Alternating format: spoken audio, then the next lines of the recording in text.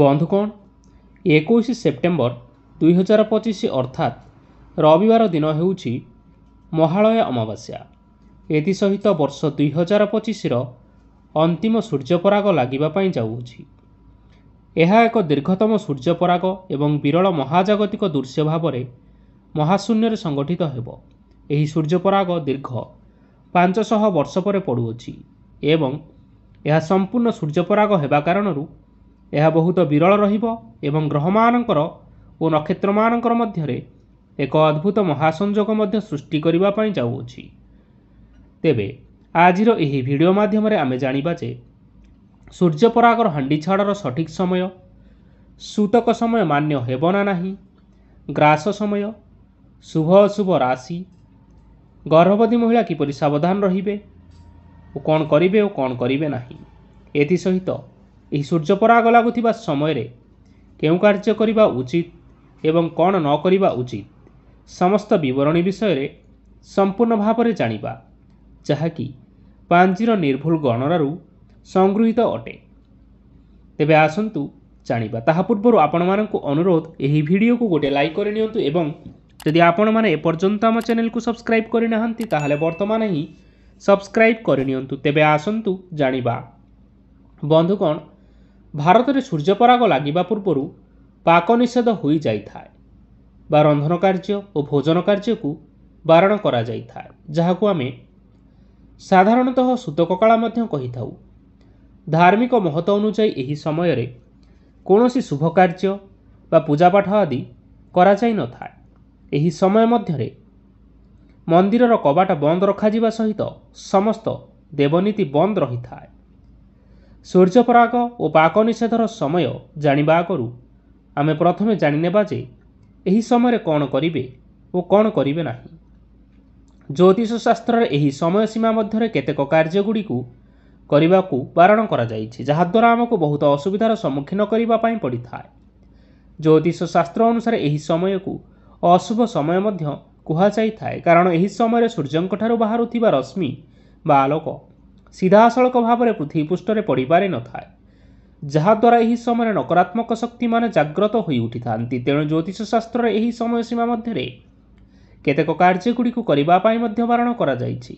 ତେବେ ବନ୍ଧୁଗଣ, ଆସନ୍ତୁ ଜାଣିନେବା ସୂର୍ଯ୍ୟପରାଗ ଲାଗୁଥିବା ସମୟରେ କ'ଣ କରିବେ ଓ କ'ଣ କରିବେ ନାହିଁ। ଖାଦ୍ୟ ତିଆରି କରନ୍ତୁ ନାହିଁ। ସୂର୍ଯ୍ୟପରାଗ ସମୟରେ ଖାଦ୍ୟ ପଦାର୍ଥ ରୋଷେଇ କରିବାକୁ ଅଶୁଭ ମନାଯାଇଥାଏ, କାରଣ ଏହି ସମୟରେ ରନ୍ଧା ହୋଇଥିବା ଖାଦ୍ୟ ଜ୍ୟୋତିଷ ଶାସ୍ତ୍ର ଅନୁସାରେ ସମ୍ପୂର୍ଣ୍ଣ ଭାବରେ ଅଶୁଦ୍ଧ ହୋଇଥାଏ। ଏଥିପାଇଁ ଆପଣମାନେ ସୂର୍ଯ୍ୟପରାଗ ସମୟରେ ରୋଷେଇ କାର୍ଯ୍ୟ କେବେ ହେଲେ କରନ୍ତୁ ନାହିଁ। ସୂର୍ଯ୍ୟପରାଗ ସମୟରେ ଖାଦ୍ୟ ଗ୍ରହଣ କରନ୍ତୁ ନାହିଁ। ଏହି ସମୟରେ ରନ୍ଧା ହୋଇଥିବା ଖାଦ୍ୟ ଗ୍ରହଣ କରିବା ସମ୍ପୂର୍ଣ୍ଣ ଭାବରେ ନିଷେଧ ଅଟେ। ଜ୍ୟୋତିଷ ଶାସ୍ତ୍ର ଅନୁସାରେ ସୂର୍ଯ୍ୟପରାଗ ସମୟରେ ରନ୍ଧା ହୋଇଥିବା ଖାଦ୍ୟ ଖାଇଲେ ଏହା ଆମ ଶରୀର ଉପରେ କୁପ୍ରଭାବ ପକାଇଥାଏ। ତେଣୁ ଗ୍ରହଣ ହେଉ ବା ପରାଗ, ଏହି ସମୟରେ ଶୁଖିଲା ଖାଦ୍ୟ ବା ଫଳମୂଳ ଆଦି ଆପଣମାନେ ଖାଇପାରିବେ। ଗର୍ଭବତୀ ମହିଳାମାନେ ସତର୍କ ରୁହନ୍ତୁ। ସୂର୍ଯ୍ୟପରାଗ ସମୟରେ ଯେଉଁ ମହିଳାମାନେ ଗର୍ଭବତୀ ଅଛନ୍ତି ସେମାନେ ଘର ବାହାରକୁ ଯିବାକୁ ସମ୍ପୂର୍ଣ୍ଣ ଭାବରେ ନିଷେଧ କରାଯାଇଛି। ସୂର୍ଯ୍ୟପରାଗ ସମୟରେ ଯଦି ସୂର୍ଯ୍ୟଙ୍କର କିରଣ କୌଣସି ବି ଗର୍ଭବତୀ ମହିଳାଙ୍କ ଉପରେ ପଡ଼ିଯାଏ, ତେବେ ତାଙ୍କର ଗର୍ଭର ପ୍ରଥମ ଶିଶୁକୁ ଶାରୀରିକ ଦୋଷ ଲାଗିଯାଇଥାଏ, ଯାହା ଭବିଷ୍ୟତରେ ବହୁତ ବଡ଼ ସମସ୍ୟା ସୃଷ୍ଟି କରିଥାଏ।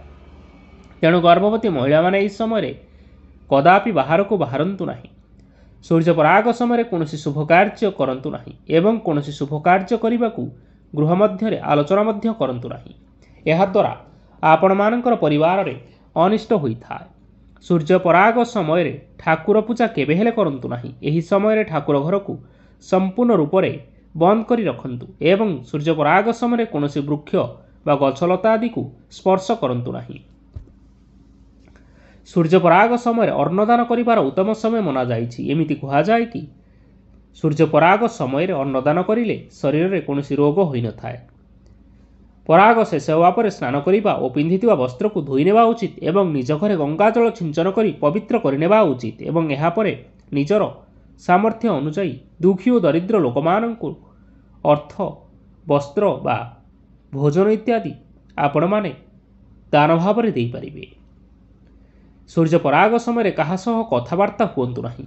ସେହି ସମୟରେ ଭଗବାନଙ୍କର ମାଳା ଜପ କରନ୍ତୁ। ଏହାଦ୍ୱାରା ଗ୍ରହର ଖରାପ ପ୍ରଭାବ ଆପଣମାନଙ୍କ ଉପରେ ପଡ଼ିପାରିନଥାଏ ଏବଂ ସୂର୍ଯ୍ୟପରାଗ ସମୟରେ ସୂର୍ଯ୍ୟଙ୍କଠାରୁ ବାହାରୁଥିବା କିରଣ ଅତ୍ୟନ୍ତ କ୍ଷତିକାରକ ହୋଇଥାଏ। ଏଥିପାଇଁ ସୂର୍ଯ୍ୟପରାଗ ସମୟରେ ଆପଣମାନଙ୍କର ଗୃହର ସମସ୍ତ କବାଟ ଓ ଝରକା ଆଦି ବନ୍ଦ କରି ରଖିଦିଅନ୍ତୁ, ଯାହାଦ୍ୱାରା ସୂର୍ଯ୍ୟଙ୍କର କିରଣ ପ୍ରବେଶ କରିପାରିବ ନାହିଁ। ସୂର୍ଯ୍ୟପରାଗ ସମୟରେ ଶାରୀରିକ ସମ୍ବନ୍ଧ ରଖନ୍ତୁ ନାହିଁ। ଏହି ସମୟରେ ନକାରାତ୍ମକ ଶକ୍ତିର ପ୍ରଭାବ ଅଧିକ ରହିଥିବା ହେତୁ ବିବାହିତ ପୁରୁଷ ଓ ମହିଳାମାନେ ଶାରୀରିକ ସମ୍ପର୍କ କେବେହେଲେ ରଖନ୍ତୁ ନାହିଁ। ଏହାକୁ ଜ୍ୟୋତିଷ ଶାସ୍ତ୍ରରେ ସାଧାରଣତଃ ଭାବରେ ଅଶୁଭ ମନାଯାଇଅଛି। ଏହାଦ୍ୱାରା ଆପଣଙ୍କର ସମ୍ପର୍କରେ ଫାଟ ସୃଷ୍ଟି ହୋଇଥାଏ ଏବଂ ଏହାର କୁପ୍ରଭାବ ଆପଣମାନଙ୍କର ସନ୍ତାନମାନଙ୍କ ଉପରେ ପଡ଼ିଥାଏ। ତେଣୁ ବନ୍ଧୁଗଣ, ସୂର୍ଯ୍ୟପରାଗ ସମୟରେ ଏହିସବୁ କାର୍ଯ୍ୟ କରନ୍ତୁ ନାହିଁ। ଦେଖିବେ ଆପଣମାନଙ୍କର ନିଶ୍ଚୟ ମଙ୍ଗଳ ହେବ। ଯେହେତୁ ଏହା ହେଉଛି ଏକ ବିରଳ ସୂର୍ଯ୍ୟପରାଗ ଏବଂ ମହାଳୟ ଅମାବାସ୍ୟା ଦିନ ଲାଗିବା ପାଇଁ ଯାଉଅଛି, ତେଣୁ ଏହି ସୂର୍ଯ୍ୟପରାଗ ଲାଗୁଥିବା ସମୟରେ ସୂର୍ଯ୍ୟ ସିଂହ ରାଶିରେ ଅବସ୍ଥାନ କରୁଥିବାରୁ ଏହି ସୂର୍ଯ୍ୟପରାଗ ସିଂହ ରାଶିରେ ସଂଗଠିତ ହେବ, ଯାହାଦ୍ୱାରା ସିଂହ ରାଶିର ବ୍ୟକ୍ତିବିଶେଷମାନଙ୍କ ଉପରେ ଏହାର ଯଥେଷ୍ଟ ପ୍ରଭାବ ରହିବ। ଏହି ସୂର୍ଯ୍ୟପରାଗ ଏକ ସମ୍ପୂର୍ଣ୍ଣ ସୂର୍ଯ୍ୟପରାଗ ଭାବରେ ମହାଶୂନ୍ୟରେ ସଂଗଠିତ ହେବ। ଏହାର ପୂର୍ଣ୍ଣ ଅବଧିକାଳ ରହିଅଛି 4 ଘଣ୍ଟା 24 ମିନିଟ୍ ଏବଂ 2 ସେକେଣ୍ଡ। ଏବେ ଆସନ୍ତୁ ଜାଣିବା ସୂର୍ଯ୍ୟପରାଗ ଲାଗିବାର ସମୟ ଓ କ'ଣ ରହିଛି ଏହାର ପ୍ରଭାବ। ବନ୍ଧୁଗଣ, ସୌରମଣ୍ଡଳର ରହସ୍ୟ ହେଉଛି ବଡ଼ ବିଚିତ୍ର। ସୌରମଣ୍ଡଳରେ ସୂର୍ଯ୍ୟ ଓ ଚନ୍ଦ୍ରଙ୍କ ବ୍ୟତୀତ ଆଉ 9ଟି ଗ୍ରହ ଅବସ୍ଥାନ କରିଥାନ୍ତି। ସେଥିମଧ୍ୟରୁ ପୃଥିବୀ ହେଉଛି ଅନ୍ୟତମ ଏବଂ ଏହି ପୃଥିବୀରେ ଆମେ ବସବାସ କରିଛୁ। ଯେହେତୁ ଚନ୍ଦ୍ର ହେଉଛନ୍ତି ପୃଥିବୀର ଉପଗ୍ରହ, ତେଣୁ ସୂର୍ଯ୍ୟପରାଗ ଏବଂ ଚନ୍ଦ୍ରଗ୍ରହଣ କେବଳ ପୃଥିବୀ ପୃଷ୍ଠରେ ଦୃଶ୍ୟମାନ ହୋଇଥାଏ। ସୂର୍ଯ୍ୟପରାଗ ସାଧାରଣତଃ ଅମାବାସ୍ୟା ତିଥିରେ ଏବଂ ଚନ୍ଦ୍ରଗ୍ରହଣ ପୂର୍ଣ୍ଣିମା ତିଥିରେ ହୋଇଥାଏ। ଯେହେତୁ ଏହା ହେଉଛି ସୂର୍ଯ୍ୟପରାଗ, ତେଣୁ ଏହା ଅମାବାସ୍ୟା ତିଥିରେ ଲାଗିବା ପାଇଁ ଯାଉଅଛି। ଏହି ପରାଗ ଲାଗୁଥିବା ସମୟରେ ସୂର୍ଯ୍ୟ ସିଂହ ରାଶିରେ ଅବସ୍ଥାନ କରୁଥିବାରୁ ଏହି ସୂର୍ଯ୍ୟପରାଗ ସିଂହ ରାଶିରେ ସଂଗଠିତ ହେବ, ଯାହାଦ୍ୱାରା ସିଂହ ରାଶିର ବ୍ୟକ୍ତିବିଶେଷମାନଙ୍କ ଉପରେ ଏହାର ଯଥେଷ୍ଟ ପ୍ରଭାବ ରହିବ। ସାଧାରଣତଃ ଗ୍ରହଣ ଲାଗିବାର 9 ଘଣ୍ଟା ପୂର୍ବରୁ ଏବଂ ପରାଗ ଲାଗିବାର 12 ଘଣ୍ଟା ପୂର୍ବରୁ ପାକ ନିଷେଧ ବା ହାଣ୍ଡିଛାଡ଼ କରାଯାଇଥାଏ। ଏହି ସମୟକୁ ସୂତକ ସମୟ ମଧ୍ୟ କୁହାଯାଇଥାଏ। ଏହି ପରାଗ ଲାଗୁଥିବା ସମୟରେ ଖାଦ୍ୟ ଗ୍ରହଣ କରିବାକୁ ବାରଣ କରାଯାଇଛି, କାରଣ ପରାଗ ଲାଗିବା ସମୟରେ ପେଟରେ କିଛି ଖାଦ୍ୟ ପଦାର୍ଥ ନ ରହିବା ହିଁ ଭଲ। ତେଣୁ 12 ଘଣ୍ଟା ପୂର୍ବରୁ ହାଣ୍ଡିଛାଡ଼ କରାଯାଇଥାଏ। ତେବେ ଏବେ ଆସନ୍ତୁ ଜାଣିବା ସୂର୍ଯ୍ୟପରାଗ କେଉଁ ସମୟରେ ଲାଗିବ ଏବଂ ତାହା ବିଷୟରେ ସମ୍ପୂର୍ଣ୍ଣ ବିବରଣୀ ଏବଂ ସୂତକ ସମୟ ମାନ୍ୟ ହେବ ନା ନାହିଁ। ସୂର୍ଯ୍ୟପରାଗର ସମୟ। ଏହି ସୂର୍ଯ୍ୟପରାଗର ଗ୍ରାସ ବା ପରାଗ ଲାଗିବାର ସମୟ ହେଉଛି 21 ସେପ୍ଟେମ୍ବର ରବିବାର ରାତ୍ରି 10:59 ଏବଂ 43 ସେକେଣ୍ଡରୁ ଆରମ୍ଭ ହେବ ଏବଂ ମଧ୍ୟରାତ୍ରି 3:23 ଏବଂ 45 ସେକେଣ୍ଡରେ ଶେଷ ହେବ ବା ଏହି ସମୟରେ ସୂର୍ଯ୍ୟପରାଗ ମୋକ୍ଷପ୍ରାପ୍ତି ହେବ। ଏହି ସୂର୍ଯ୍ୟପରାଗର ମଧ୍ୟକାଳ ରହିଅଛି ମଧ୍ୟରାତ୍ର 1:11 ଏବଂ 59 ସେକେଣ୍ଡ। ଏହି ସୂର୍ଯ୍ୟପରାଗ ମହାକାଶରେ ପ୍ରାୟ 4 ଘଣ୍ଟା 24 ମିନିଟ୍ ଏବଂ 2 ସେକେଣ୍ଡ ପର୍ଯ୍ୟନ୍ତ ଲାଗି ରହିବ।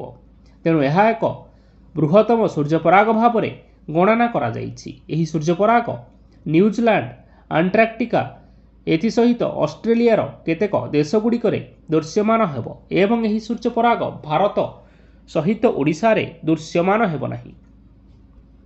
ଯେହେତୁ ଏହି ସୂର୍ଯ୍ୟପରାଗ ଭାରତରେ ଦୃଶ୍ୟମାନ ହେବ ନାହିଁ, ତେବେ ଏହି ସୂର୍ଯ୍ୟପରାଗର ସୂତକ ସମୟ ବା ପାକ ନିଷେଧର ସମୟ ମାନ୍ୟ ହେବ ନାହିଁ। ତେଣୁ ଏହି ସୂର୍ଯ୍ୟପରାଗ ସମୟରେ ହାଣ୍ଡିଛାଡ଼ ବା ପାକ ନିଷେଧ ମଧ୍ୟ ପାଳନୀୟ ହେବ ନାହିଁ। କିନ୍ତୁ ଏହି ସୂର୍ଯ୍ୟପରାଗର ପୃଥିବୀ ଉପରେ ନିଶ୍ଚୟ ପ୍ରଭାବ ପଡ଼ିବା ପାଇଁ ଯାଉଅଛି। ଏହି ସମୟ ଗର୍ଭବତୀ ମହିଳାମାନଙ୍କ ପାଇଁ ବହୁତ ଅଶୁଭ ଏବଂ ସମ୍ବେଦନଶୀଳ ହୋଇଥିବାରୁ ସେମାନଙ୍କୁ ସାବଧାନ ରହିବା ସହିତ ସୂର୍ଯ୍ୟପରାଗ ଦେଖିବା ପାଇଁ ମଧ୍ୟ ବାରଣ କରାଯାଇଛି। କାରଣ ପରାଗ ଲାଗିବା ସମୟରେ ଗର୍ଭବତୀ ମହିଳାମାନେ କୌଣସି ଜିନିଷ କଟାକଟି ବା କୌଣସି କପଡ଼ା ଆଦି ସିଲେଇ କରନ୍ତୁ ନାହିଁ, ନଚେତ୍ ଏହାର କୁପ୍ରଭାବ ଗର୍ଭରେ ରହିଥିବା ଶିଶୁ ଉପରେ ସିଧାସଳଖ ଭାବରେ ପଡ଼ିଥାଏ। ଏଥିସହିତ ସୂର୍ଯ୍ୟପରାଗ ଲାଗୁଥିବା ସମୟରେ କଳା ରଙ୍ଗର ବସ୍ତ୍ର ମଧ୍ୟ ପରିଧାନ କରନ୍ତୁ ନାହିଁ ଏବଂ ପରାଗ ଲାଗୁଥିବା ସମୟରେ ବାହାରକୁ ମଧ୍ୟ ବାହାରନ୍ତୁ ନାହିଁ। ଜ୍ୟୋତିଷ ଶାସ୍ତ୍ର ଅନୁସାରେ ଏହି ସୂର୍ଯ୍ୟପରାଗ କାରଣରୁ ଗ୍ରହ ଓ ନକ୍ଷତ୍ରମାନଙ୍କର ସ୍ଥାନରେ ବହୁତ ବଡ଼ ପରିବର୍ତ୍ତନ ହେବା ପାଇଁ ଯାଉଅଛି। ଗ୍ରହ ଓ ନକ୍ଷତ୍ରମାନଙ୍କର ପରିବର୍ତ୍ତନ କାରଣରୁ କିଛି ରାଶିର ବ୍ୟକ୍ତିବିଶେଷମାନଙ୍କ ଉପରେ ଅଶୁଭ ପ୍ରଭାବ ପଡ଼ୁଥିବା ବେଳେ କେତେକ ରାଶିର ବ୍ୟକ୍ତିବିଶେଷମାନଙ୍କ ଉପରେ ଏହି ସୂର୍ଯ୍ୟପରାଗର ଶୁଭ ପ୍ରଭାବ ପଡ଼ିବା ପାଇଁ ଯାଉଅଛି। ତେବେ ଏହି ସବୁ ଭାଗ୍ୟଶାଳୀ ରାଶିମାନେ ହେଉଛନ୍ତି ମେଷ ରାଶି, ମିଥୁନ ରାଶି, କର୍କଟ ରାଶି, ତୁଳା ରାଶି, ବିଛା ରାଶି, କନ୍ୟା ରାଶି, ମକର ରାଶି ଏବଂ ମୀନ ରାଶି। ଏଥିସହିତ ବୃଷ ରାଶି, ସିଂହ ରାଶି, ଧନୁ ରାଶି ଓ କୁମ୍ଭ ରାଶିର ବ୍ୟକ୍ତି ବିଶେଷମାନଙ୍କ ଉପରେ ଏହି ସୂର୍ଯ୍ୟପରାଗର ଖରାପ ପ୍ରଭାବ ପଡ଼ିବା ପାଇଁ ଯାଉଅଛି। ତେଣୁ ଏହି 4ଟି ରାଶିର ବ୍ୟକ୍ତି ବିଶେଷମାନେ ଏହି ସୂର୍ଯ୍ୟପରାଗ ସମୟରେ ସାବଧାନ ରହିବା ପାଇଁ ଚେଷ୍ଟା କରନ୍ତୁ ଏବଂ ଏହି ସମୟରେ ଭଗବାନଙ୍କର ନାମ ଜପ କରନ୍ତୁ। ଦେଖିବେ ଆପଣମାନଙ୍କ ଉପରକୁ ଆସୁଥିବା ଘାତ ଓ ପ୍ରତିଘାତ ଆପେ ଆପେ ଟଳିଯିବ। ତେବେ ବନ୍ଧୁଗଣ, ଏହା ଥିଲା ଏହି ବର୍ଷ ବା ବର୍ଷ 2025ର ଅନ୍ତିମ ସୂର୍ଯ୍ୟପରାଗର ସମ୍ପୂର୍ଣ୍ଣ ବିବରଣୀ ବିଷୟରେ। ଆଶା କରୁଛୁ ଆପଣମାନଙ୍କୁ ଏହି ଭିଡ଼ିଓଟି ନିଶ୍ଚୟ ପସନ୍ଦ ଆସିଥିବ। ପସନ୍ଦ ଆସିଥିଲେ ଏହି ଭିଡ଼ିଓକୁ ଲାଇକ୍ କରିବା ସହିତ ଆପଣଙ୍କର ପ୍ରିୟଜନମାନଙ୍କ ସହିତ ସେୟାର କରିନିଅନ୍ତୁ। ଧନ୍ୟବାଦ।